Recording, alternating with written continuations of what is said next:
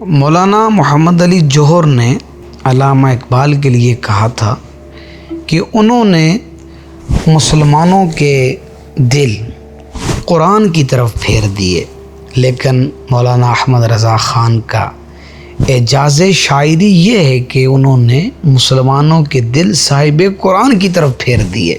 نعتیہ شاعری کا کمال یہ ہے کہ اس سے شاعر کے کمال فن کا نہیں، کمال عشق کا سکہ دل پر بیٹھ جائے۔ شاعر شاگرد ہوا کرتے ہیں مگر عاشق شاگرد نہیں ہوا کرتے۔ یہ درد عطا جب ہوتا ہے جب خاص عنایت ہوتی ہے۔ عطا کی بخشش یعنی بخشش کے باغوں سے کس کا دل چاہے گا کہ اپنے مشام جان کو معطر و معنبر نہ کرے۔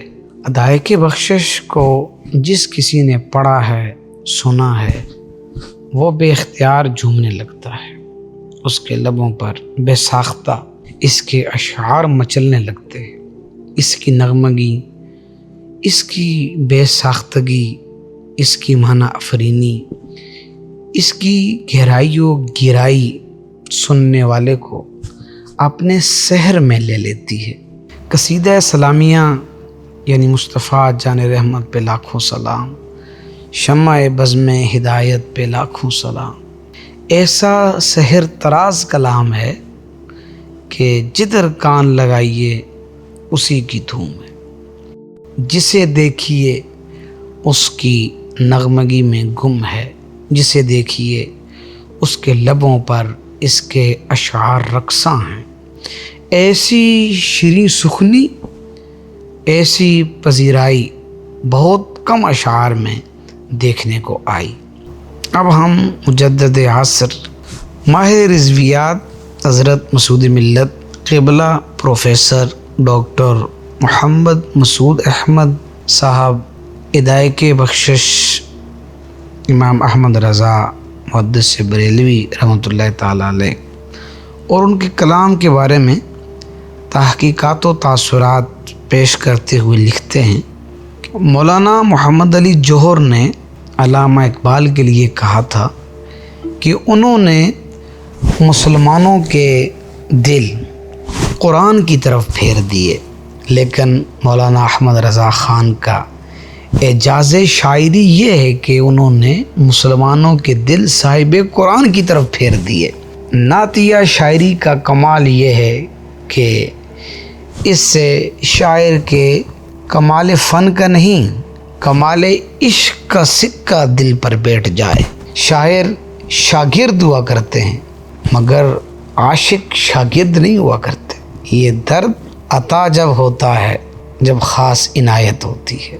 حضرت امام احمد رضا خان بریلوی رحمۃ اللہ تعالیٰ علیہ صاحب فن، صاحب عشق، صاحب علم اور صاحب معرفت تھے۔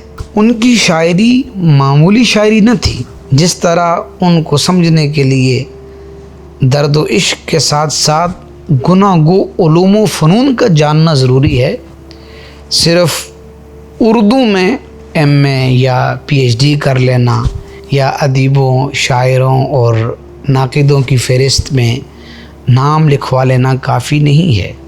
یہاں بڑے تباہر اور بڑے سوز و ساز کی ضرورت ہے۔ ذرا قصیدہ معراجیہ پڑھیے، روح وجد میں آنے لگتی ہے۔ کیا سما کھینچا ہے، زمانہ سمٹ کر ایک نقطے پر نظر آنے لگا۔ شاعری کی ساری فنکاریاں معراج پر ہیں اور سوز عشق و محبت کمال پر۔ اور قصیدہ سلامیہ پڑھیے، طوفان بن کر اٹھا ہے، سیلاب بن کر پھیلا ہے، بدعت کے پشتے اس کی طوفان خیزیوں کے سامنے ڈھیر ہو گئے۔ یہ کمال عشق اور کرامت محبت ہے۔ ناموس رسالت صلی اللہ علیہ وسلم کی حفاظت کے لیے جو نظم و نثر کے شہکار انہوں نے پیش کیے ہیں، رہتی دنیا تک یادگار رہیں گے۔ امام احمد رضا فن شاعری میں بھی بے مثال تھے۔ وہ تلمیذ رحمان تھے، شاعری میں ان کا کوئی استاد نہ تھا، انہوں نے اردو شاعری کا قبلہ درست فرمایا اور غزل کو اتنا بلند کیا کہ نعت بنا دیا۔ ان کا مشہور سلام مصطفیٰ جان رحمت پہ لاکھوں سلام، سرکار دو عالم صلی اللہ علیہ وسلم کی مدح و ثنا میں ایک عظیم قصیدہ ہے، شاعری کی پوری تاریخ میں جس کی مثال نہیں ملتی۔ یہ قصیدہ سیرت رسول صلی اللہ تعالیٰ علیہ وسلم پر ایک دل آویز خراج عقیدت بھی ہے۔ یہ قصیدہ اہل محبت کا محبوب، اہل عقل کا مطلوب اور اہل ادب کی آنکھوں کا تارا ہے۔ اس کی مقبولیت و محبوبیت اب جہانگیر و عالمگیر ہو گئی ہے۔ دنیا کا کونا کونا اس کی آواز سے گونج رہا ہے۔ جہاں جہاں عاشقان رسول صلی اللہ علیہ وسلم مسکن گزی ہیں، یہ قصیدہ ان کے دم کے ساتھ ساتھ ہے۔ محبت رسول میں عجیب مسیحائی ہے، دل دمکنے لگتے ہیں، چہرے چمکنے لگتے ہیں، کردار سنورنے لگتے ہیں، مردہ دل زندہ ہوتے ہیں، ویرانے آباد ہونے لگتے ہیں، جہاں بدلنے لگتے ہیں۔ محبت رسول صلی اللہ تعالیٰ علیہ وسلم کا ایک سرور ہے اور یہ سروری زندگی ہے۔ تناؤ کھینچاؤ سے نجات مل جانا بڑی دولت ہے۔ یہ سرور شکنجوں میں کسے ہوئے انسانوں کو آزاد کرتا ہے۔ یہ سرور پریشان خیالیوں کا علاج ہے۔ گیتوں اور نغموں میں بھی سرور ہے، مگر محبت رسول صلی اللہ تعالی علیہ وسلم کا سرور ہی کچھ اور ہے۔ نعت محبت رسول صلی اللہ تعالی وسلم کی بہار ہے۔ نعت سرور سرمدی کا خزانہ ہے۔ اور یاد رکھیے، بہترین تخلیقات وہی ہیں جو روحانی سرور اور بصیرت کا ذریعہ ہوں۔ محبت رسول صلی اللہ تعالی علیہ وسلم احساس میں شدت اور جذبے میں گہرائی پیدا کرتی ہے۔